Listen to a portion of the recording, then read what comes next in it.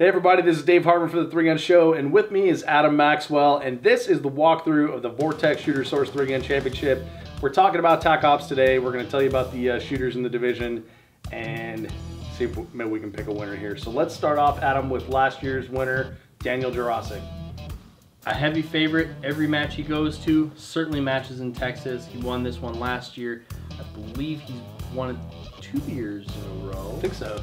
So always a strong contender here, definitely defending his title, and I would say the money's on him in Vegas to do it again this year. Yeah, if I was betting man, I would definitely put money on Daniel Jurassic. Strong second place finish at the Magpul Texas 3-Gun Championship a couple weeks ago, and like everything about this match plays to his strong suits. Unfortunately for him, he's got 150 shooters hot on his heels trying to take it from him. So. Yeah, absolutely. And this is a packed division, and we started with a list of 20. We had to whittle down all our second favorites down to this list here. So moving along, we got Jennie Christianson. Now, I think sometime this year you're going to see Jennie Christianson pop. He's going to come out with a match win. The guy's been just growing by leaps and bounds over the years, and Absolutely. Eventually it's going to result in a win. Yeah, he's not happy how he finished at Texas 3-Gun a few weeks ago, but he's out for vengeance, and I think you definitely are going to see big things from Jay sometime this year. He's going to hook one up. So is this week going to be the week? We'll have to see. We'll see. All right, next up is Jason Toki. I'm seeing a theme here. Texan. So Jason Toki is a hard worker. Coming off of last year, he did DQ at the match.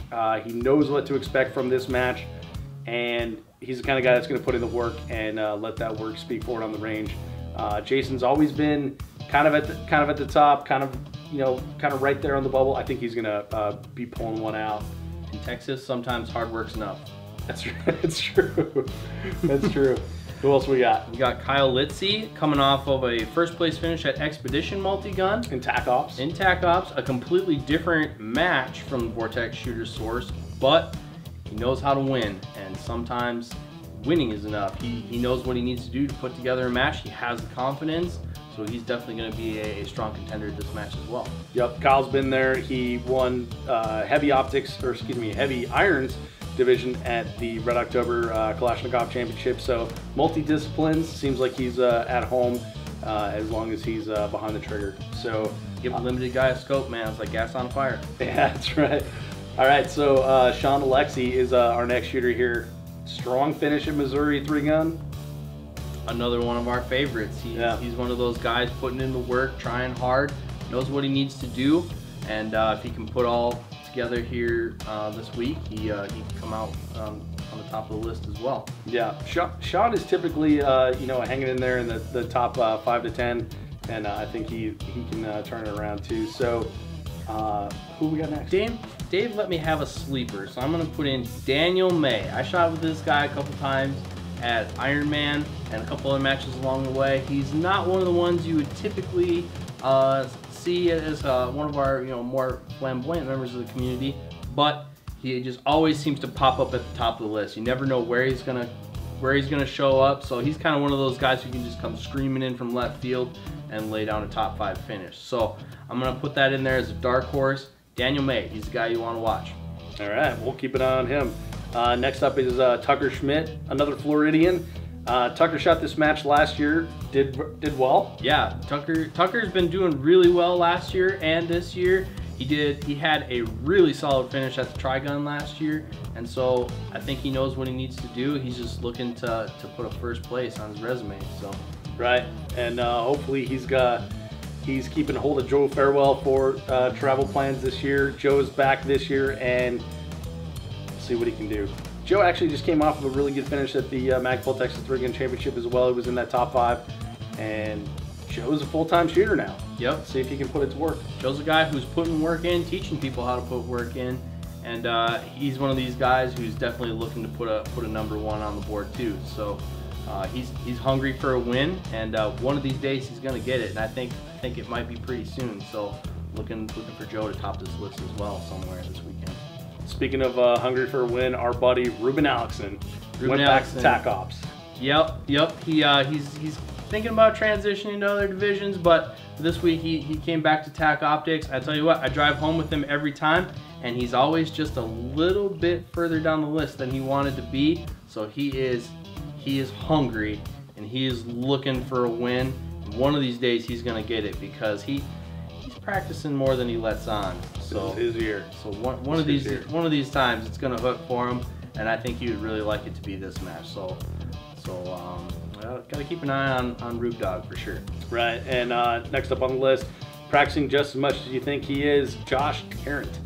He's got the raw speed, man. He's just got to keep it on the rails. And this is a guy who could also just come blowing through the field and end up at the top of the podium. I want to see a good, strong performance out of Josh. Like I want, you know, like I always joke that they got this thing in 3-gun, like, oh, I just want to beat him on his best day, or like, I'll kick you in the shin to beat you. I don't really care. Like, I want to see all these guys hook up and have a great match. Right. And because it's gonna be a serious battle. Yeah. Yeah. I mean, Terrence kind of one of those guys who bought a really fast motorcycle, and he's just got to ride it one of these times. One of these times he's gonna hook that line just right. It's a really good analogy. All right. You are welcome. And you can't count out Ryan Reed. Ryan's a strong shooter as well. Good finishes at Missouri 3-gun championship as well this year. Yeah, 6th at Missouri, 14th in Texas. Always a strong finisher. Kind of one of those always a bridesmaid guys, but never far from the top. So one of these days too, he could throw down a solid match and hook a win as well. So Ryan Reed's always a guy you got to keep in your view. Quietly showing up at the top of the list every single time. Right. Right. That's very well put. Again, this list was huge when we started. There's other guys that we would love to mention here, but we'd be here all night. A packed division, tactical optics at the Vortex Shooter Source 3-gun championship. Let us know if there's one of these shooters that we missed that you think is going to come out on top, that is going to put in a good showing. If there's one of the shooters that we had on our list that you think we put on there they shouldn't be, let us know that too.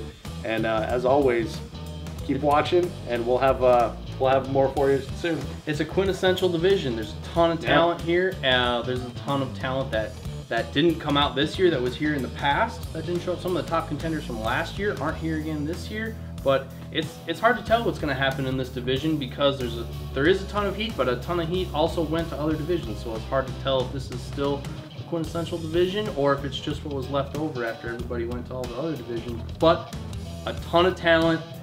It's all been shaken up, so it's really anybody's game at this point. Absolutely, and we'll find out soon at the Vortex Shooter Source 3-gun championship.